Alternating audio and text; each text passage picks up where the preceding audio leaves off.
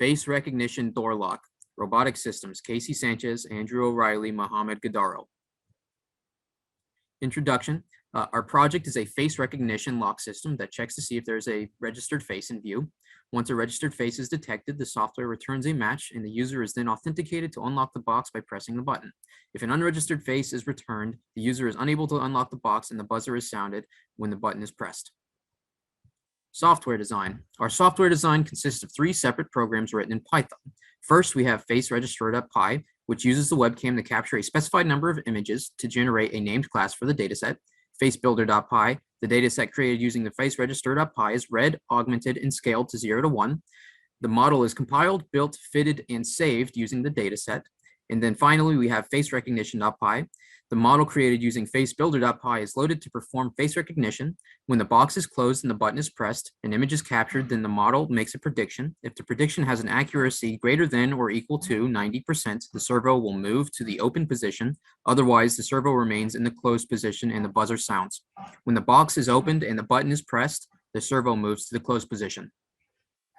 And here's our convolutional neural network model. It's a very simple model. It consists of a 16 filter convolutional layer with a max pooling, a 32 filter convolutional layer, max pooling, 64 filter convolutional layer, max pooling, with dropout, followed by a flattened, a dense layer, another dropout, and finally a dense layer consisting of the number of classes, which in our case is 2, which represent Andrew and Casey.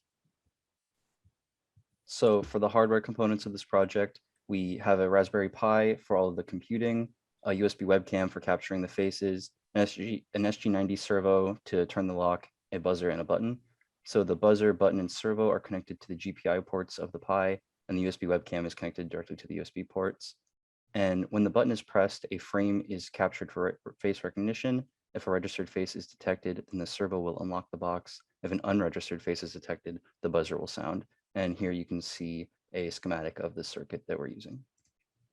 For mechanical design, we have a 7.5-inch cubed box that can be locked and unlocked using the servo, which is hot glued to the inside door of the box.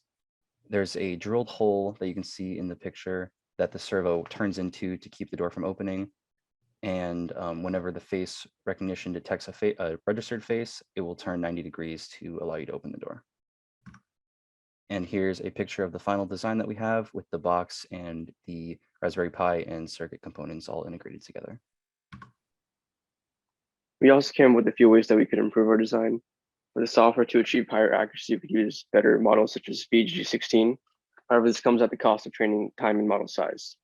We believe we could also possibly implement a system that alerts registered users via text or email if an unregistered user attempts to unlock the box.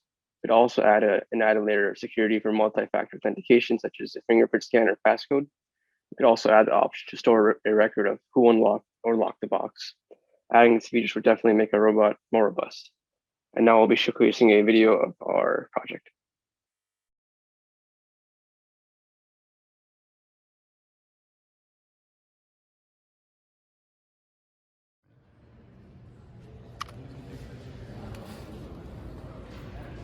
It's going to take a second for the camera to turn on up here.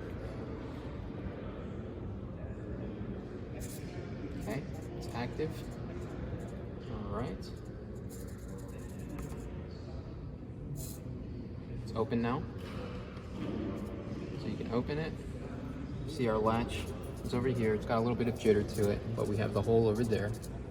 So now I close it again. Press the button. Closes. Now, it has a little bit of give, but it won't actually open. So it's actually closed right now.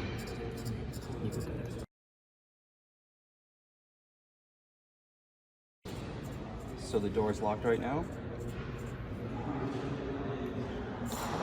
It detected my face. I was able to open up.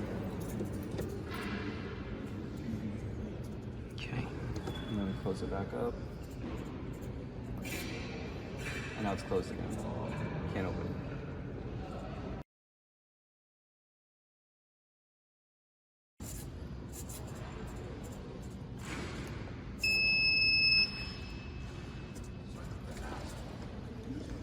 So it didn't detect his face, and so the door remained locked.